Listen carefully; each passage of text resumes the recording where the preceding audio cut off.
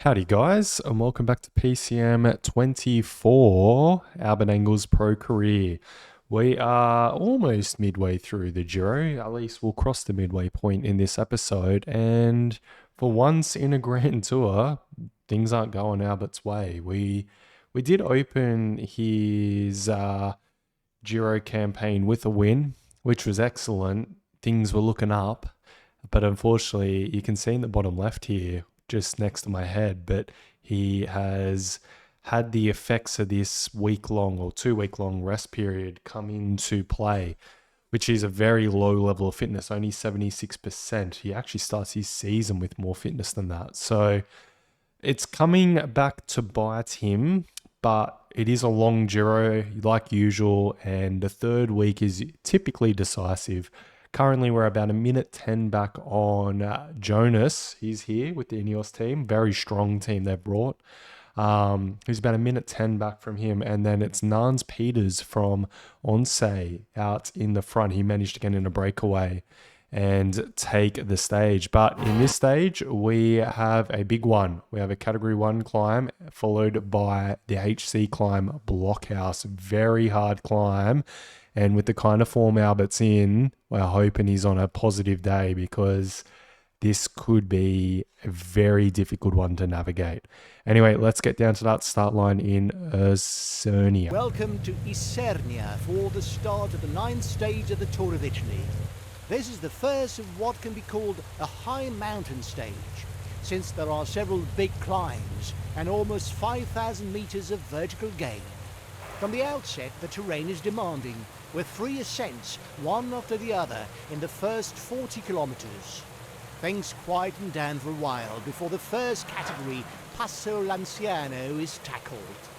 That should whittle down the peloton. The riders can then enjoy a long descent before the climb to a summit finish on the Blockhouse. 26 kilometers on the slope that averages out at 6%. Nairo Quintana is the first to cross the line, in front of Thibaut Pinot and Tom Dumoulin. Yes, a very difficult climb we need to navigate. In that finale, you can see 6% for 26k, but it does have a very easy first 10k or so, which means it is essentially a wall for about 10k. One of the hardest climbs in cycling. Blockhouse is, unfortunately, Herzig suffering a puncture there. We've got 23 riders out front. The peloton certainly isn't too stoked with that. I see our team on the front, Bardiani on the front. Interesting that Bardiani on the front, but do recall last episode, this man here, Kotnik, youngster, he's a threat and a half. He's got a good TT on him. He's got an 80 mountain on him, and I'm assuming he's in some form at the moment. So he's a rider looking to win this one. And here's another one. Chacone looked very strong in that mountain stage, and this is the out-and-out favorite currently, Jonas Vingegaard, looking stronger than ever. Hasn't won a Grand Tour for a little bit now, and he's on the hunt. And boy, have Ineos brought a hell of a team here to dethrone Albert and the Red Bull crew. Anyway, we're going to jump forward to that Category 1 climb in this stage where all the action is going to unfold. All right, here we are on the slopes of the Passo Lanciano climb, a very difficult climb in its own right. You can see 6.2% for 17 Ks, topping out at 10%, which is right near the top as well. Kind of one of those climbs that just gets harder the more you climb. It gets steeper further up the climb. Anyway, it is around 5 minutes, almost 6 minutes back from that lead peloton. We didn't do a check, but it's Thomas Golag, I try to say his name right, in the breakaway for Ineos. He's 5 minutes down on GC, so that's why Ineos haven't been riding. Rafferty as well as up there. He's a pretty dangerous rider, the Irishman. And even Onse pops, oh no, sorry. No, they did. Onse even popped someone in the breakaway. They're actually leading the race. So interesting tactics, to say the least. I don't like seeing Ineos have Glag up there because he's a pretty big danger to GC, to be honest. He doesn't want to get too much of a free ride. But anyway, it looks like the pace is starting to ramp back in this peloton. We're up and over the top of that climb. And the blockhouse, let's not forget, is a very difficult climb. But 23 riders in the front means that's going to be a lot of riders getting free rides. You can see even Glarg, he's had not that much yellow bar fall away yet. Anyway, we're going to jump ahead to, as Denny Martinez crashes. That's very bad news for us. We're going to lose Albert's main lieutenant for these climbs. They're only left now with Marit and Harper in this group. That's very bad news. We'll have to get Harper on protecting Albert, and we'll get Marit to grab some drink bottles very swiftly. And we're about to start the blockhouse climb. So we'll jump forward a little to that sprint point. All right, we're past the sprint point. Things are getting a little bit spicy now. We're slipped a little bit back in the group. Albert on a -1 day. We didn't exactly touch on earlier in this stage, but that's not the best thing to see. Magnus looks pretty good, but he's run out a lot of yellow bar rather early. Van Wilder's attacking, which is quite interesting. Arietta did have a very good opening stage as well. So we're going to have to move Albert on to effort here. I'm going to be a little bit conservative with him and put him on an effort 72 for now. And we'll let Harper drill it on the front for us for a little period here. I don't see Jonas. I might have missed his move. No, he's back behind us actually, very interestingly. He has a fair bit of yellow bar left still as well. We might have to up Albert's effort to around 77 here. We're going to have to say goodbye to Mr. Harper. And we've got Ulsbrooks pulling on the front at the moment. He looks really strong. We're under the 5K to go barrier there. I might just drop the effort with Albert again. We're catching Bernal. There's Jonas. So might hit maintain and just up the effort a little with Albert, just so you can follow Jonas instead. Ooh, okay, 85's not enough. We'll take the gel. Yeah, okay, hang on. We're going to have to go effort for a minute here. Ride through some people, quickly get himself back up in contention, and then drop the effort again. We're not far off the very top of this climb. The good news is we're gapping some people except for De Plus and Vindegaard. De Plus is such an underrated rider as well. We're not far off the kite. Looking at things, we will distance De Plus, but we're not, like, arguably here, Vindegaard is actually the better rider. So we're going to have to launch sprint. We'll just be mindful of when he launches sprint, but I don't think we're going to gain any time on Vindegaard. We'll swing around this final corner. We'll go a bit deeper. Okay, we'll launch sprint now. And it's just really matching him. But yeah, that's no time loss to Jonas, but we're really going to have to bide our time here. That is a good stage. We're pretty happy to not lose time on. And we did end up catching a lot of the breakaways, so only 4 minutes 40 or so was the time gain in the end. Not too sure what that's going to mean for GC just yet. We'll have to wait for these final podiums to confirm. There's Kotnik, the young Slovenian, coming across the line. So he's lost a fair bit of time on this stage. This was a really good stage for Albert outside of gaining time on Jonas. Very big to pull that out after the last mountain stage. And there he is, Kevin Vermarkey, the American, taking a big win in his career. 39 seconds over Guilherme Martin and Andres Kron in third place. Simon Yates held on for fourth as well. Good result for him. And Gadu lagging around for fifth. There's what it means for GC. So Thomas Glarg does move up into third place. So it's a 1-3 for Ineos currently. Albert in the middle at a minute 10. And Rafferty as well moves up quite a lot to a minute 38. So Nans Peters, 1 day in the pink and back out basically. But Lawrence Duplus riding quite high. Sixth place for him. Oops, we missed the KOM again. But points class with DeLee. Looks like he's dominating this category. But DeLee, don't count him out just yet. Milan might win that one. We're not too sure. Rafferty moves up in the second place of young rider. Ulsbrooks falls away. And so does Kotnik. But yeah, 28 seconds of difference there. Albert still in the lead there. And Ineos take a dominating lead in the team class. And we'll just quickly grab the KOM results. And it's Guilherme Martin, I'll try to say his name properly, in the lead of this one. He's got 7 points on Nans Peters from Onse. And here's another punchy stage from Pescari to Jezi. And Albert's fitness as well, you can see up to 81%. Things are coming better and better as we get into the second week. And we're not too far off the third week as well, where Albert's form will really pick up, hopefully above 85%. So the tour's not over yet. I think Albert has something to say about this pink jersey battle before things are over. Let's get down to the start line in Pescara. The peloton is now on the Adriatic coast in Pescara for the start of the 10th stage in this year's Tour of Italy. The first half of the 196-kilometre route will follow the coast to Civitanova Marche. Then it's inland onto uneven terrain with several short climbs that should favour the punchers. It's difficult to predict the day's scenario. We should see some of the strong men attack on the final climb and hang on until the line. There could be a sprint between a small bunch of finishers. We could also see an early breakaway fight it out for victory, especially if the peloton fails to find common ground. Very interesting here early on. It's the KYS team, is it? Hang on, I'll try to figure out the name of this team quickly. Just search through them. The team Destruct Hans Mace team.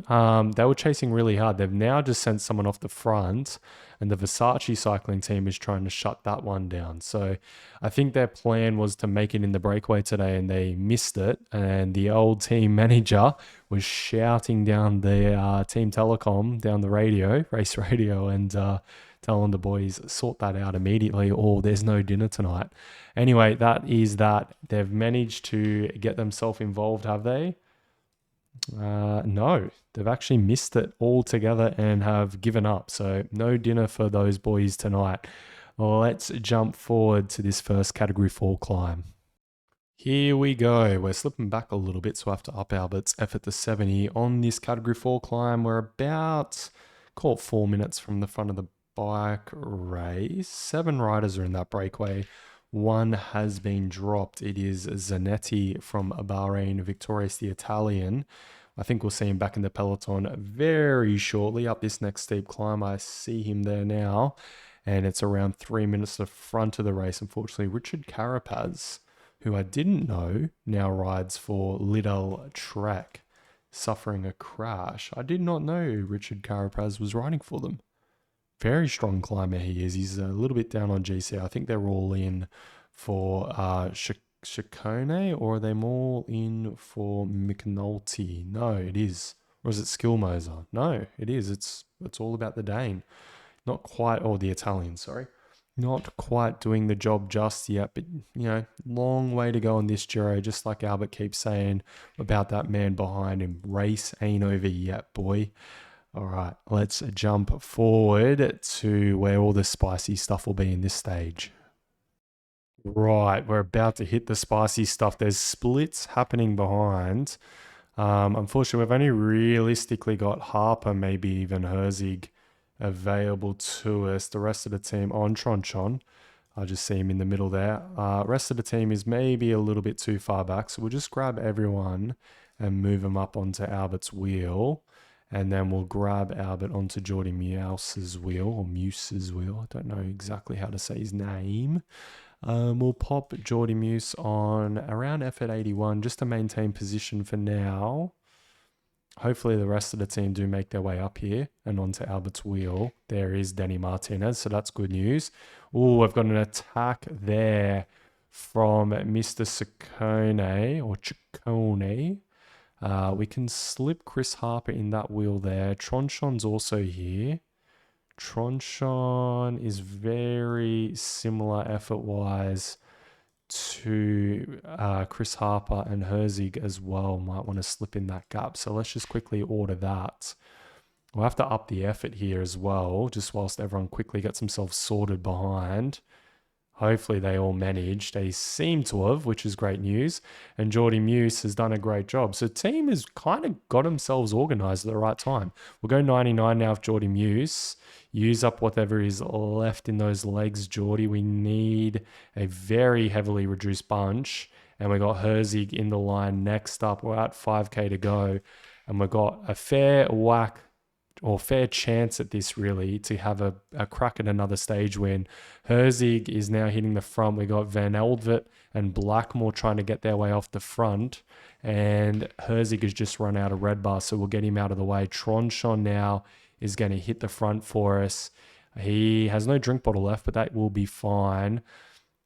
There's a little gap to Blackmore and Eldvelt, but I think this is okay for now. Tronchon's looking strong coming through. We'll launch with Chris Harper over the top there.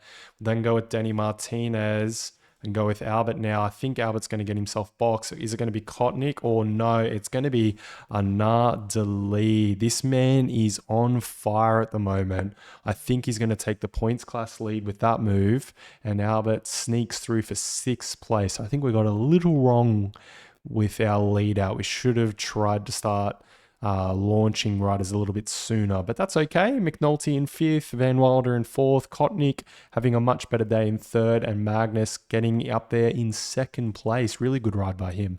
All right, let's jump forward to these podiums. And here we are, Anar Dali. I don't think he's won a Grand Tour stage for a little bit, so very good to see the Belgian back on the top step. And Albert down there in 6th, managing another top 10. Jonas still very comfortable in pink, a minute 10. The difference still back to Albert. No big changes here. KOM still with Mr. Martin from France, riding for Bahrain, victorious these days. Milan still has the points class lead, but you can see Dali is breathing down his neck, only 6 points back. Engel leading the young rider still, and Ineos with that dominant lead in the team class. Whew. What a fast stage. It was very aggressive, that one. Let's keep jumping forward into the next one. Oh, I've got 100k of the flat stuff. We'll quick sim this one. And Lorenzo Rota. It's a breakaway win from Soren Anderson Kra. Gregor Molberger as well up there, but Lemon making out the last ride in the break. Ulov Kuj leads out the bunch kick from Jonathan Milan. Jordi Muse, almost a top 10 in the bunch kick. Arne Marit up there, Tronchon as well, and Engel. No changes to GC to note about. No changes on this one just yet other than Milan creeping his lead back out. No changes on KOM, team class, or young rider to speak of. All right, on to the next. And here we go. We got another punchy stage from Parma to Genova. It is a stage that if it reduces enough and we do a better lead out, and Dali isn't here, so a few caveats to all of this, we could have a sniff at winning and slowly etching away that lead that Jonas has over Albert. Let's get down to Parma and see what kind of day Albert is on. And welcome to Parma for the start of the 12th stage that will take us to Genova. There are several climbs along the 202-kilometre route, but the profile is far from mountainous. The day begins with a long ascent towards the Passo del Bocco that culminates at 957 metres. Then it's downhill and across gentle terrain towards La Colletta, a third category climb that should not present any major obstacles. The final climb of the day, the Vallico di Trenzasco, is more demanding, and it could split the peloton. 4 kilometres at over 8% will make it difficult for most sprinters. From the top of the third category climb, there will be 30 kilometres to the line. So will the long-distance breakaway take advantage of the terrain to get away and discourage the sprinters' teams from chasing them down? Or would it be a peloton, somewhat reduced in size, that will lock horns in the final stretch? Going to be a pretty interesting stage, that's for sure, once we get down to those Cut 3 and Cut 2 climbs. It has been a pretty fast start, but it has settled down now. We've got 6 riders in the break, including our KOM leader, Mr. Guilmay Martin. Lawrence Pithy's out there, the Kiwi. We've got a Movistar rider with Guerrero up there. He's a strong climber, but not having the best of Giros, and Cortina Garcia as well. So a Movistar pair out there. If they stay away, I'd expect my money is on one of those two. Although Lawrence Pithy has a very nice sprint on him, so don't count him out yet either. All right, we're going to jump forward to those Cat 3 and Cat 2 climbs, unless anything crazy happens in between. All right, here we go. About to start the Cat 3 climb. We're about 3 minutes back from the front of the race. So this one will come down to a bunch kick 100%. I really strongly think, just based off the fact Archaea are riding the front very hard, that Mr. DeLee is going to hang on without a doubt. He must be on a nice day to send his team up there. That's kind of one of the things in cycling. You see someone's team on the front, usually that leader must be feeling good, because I can tell you from experience, if you get sent to the front by your sprinter and they have a bad day, yeah, you ain't listen to that buddy ever again. He's called wasting good legs. Anyway, we've got Bardiani up there as well with AG2R. So got some few favorites. I think Kotnik maybe rates his chances to have a crack later in the stage. That could be interesting.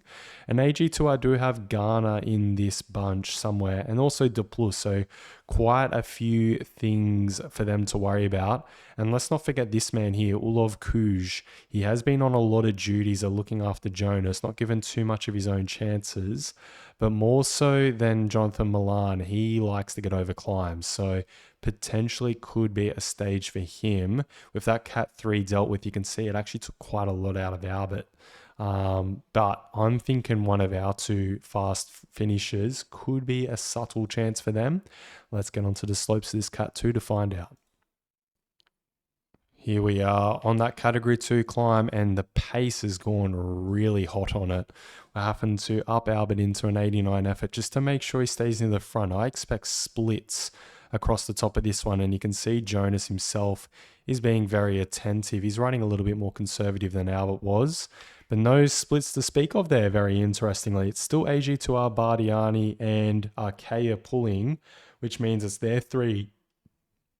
It means that their three riders are the most interested. One Ayuso here as well. He's a rider for GC, and he's looking very strong. Jonas following him through. We've got Donovan pulling very hard on the front now.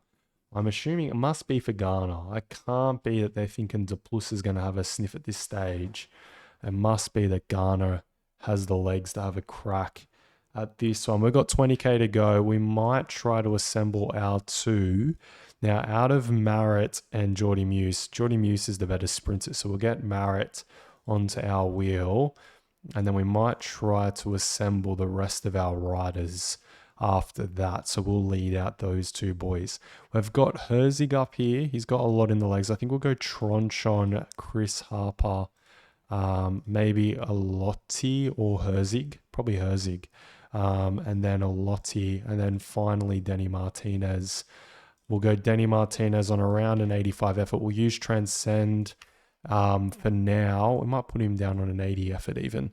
And we'll jump forward quickly just whilst our team gets assembled. And just like that, we'll have ourselves ready to win a stage. And there we go. The team is mostly organized. A little few riders trying to push in on us. One Ayusu Kotnik as well, trying to disrupt things. We're under 12k, under 13k to go really. So we can up the effort with Martinez. We've got three still holding on out front. We've got a little bit of a lump to navigate yet as well. So we can definitely wind the ticker up with Martinez at the moment to catch these three and make sure we get a little bit of space behind. Whoa, is that Kotnik? It is. Kotnik has launched, so it's time to go 99 with Martinez. We'd have a descent to come, but I don't want to let that man get an ounce of room on anyone. And Mr. Martinez has done an excellent job to reel him back in. We'll slot Martinez back on the Jordy Muse's wheel. We've got a Lotti now to come through for the team. Only about 6k to go. Things are looking good at the moment. Pronsky's up there. Finfisher Black. We've got Bernal floating around. Is that Miguel M? Yeah, it is Miguel Engel Lopez. Can't quite say his name properly. And it's time for us to actually get a bit more concentrated on this lead out because Lotti has burned his matches. Let's go with Herzig. We're not far off launching a sprint. We might launch ourselves next with Chris Harper just to make sure we got ourselves nice and near the front. Let's launch a sprint now. Let's then launch off the wheel with Tronchon, take a gel with Albert. We'll launch next with Albert. We're going to take this really deep. I don't think Marit's quite got the legs. We'll launch next with Marit. We got Jordy Muse in the wheels still. Jordy Muse to launch. I think Albert's going to do it and deliver a win. No, it's going to be Andrews Cron sneaking through. I didn't even see him there. But Jordy Muse only managing second, Marriott in third, Albert in fourth.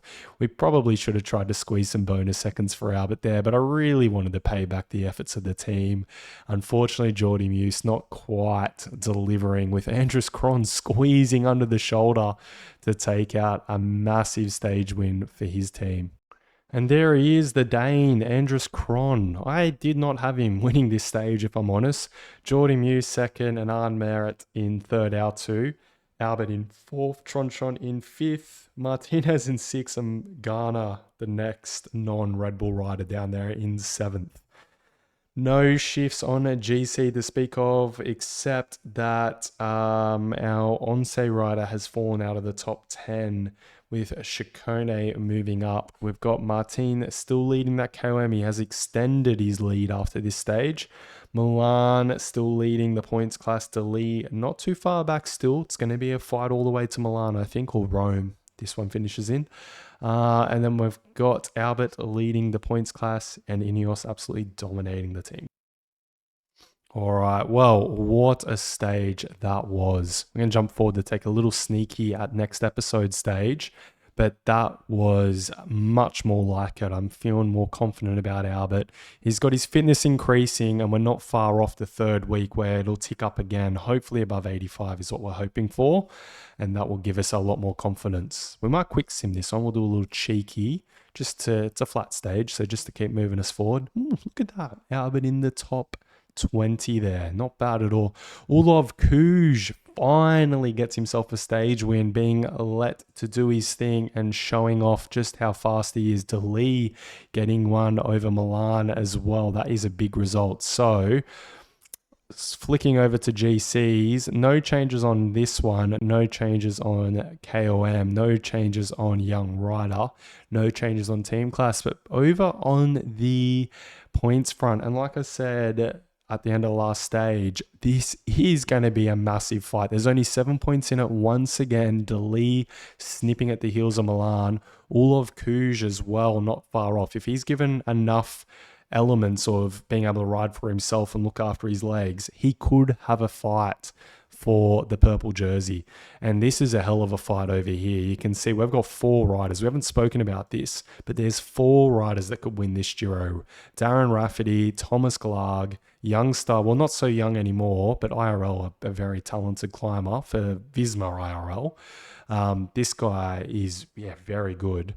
But he could do a sneaky if this man fades, Jonas. Now, he's in his prime. We're going to have to really fight to overcome him.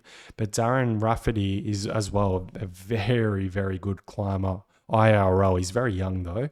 Riding for EF, he does as well IRL. But yeah, he could come through. The good news for Albert in all of this is this stage, a 16K TT at the end. I think as long as we're around that 50 seconds to 1 minute on the lead, we should be okay, because between then, just quickly ticking through them all, you can see there's no other TTs. But from here on, like from next episode, it's going to get spicy. There isn't any flat stages left, so only the mountains to come. All right, that's it for next episode, and that's been it for this episode. Give us a like for Albert returning to form. Got me a bit worried there for a minute. And subscribe to the channel if you haven't already, guys. Peace out.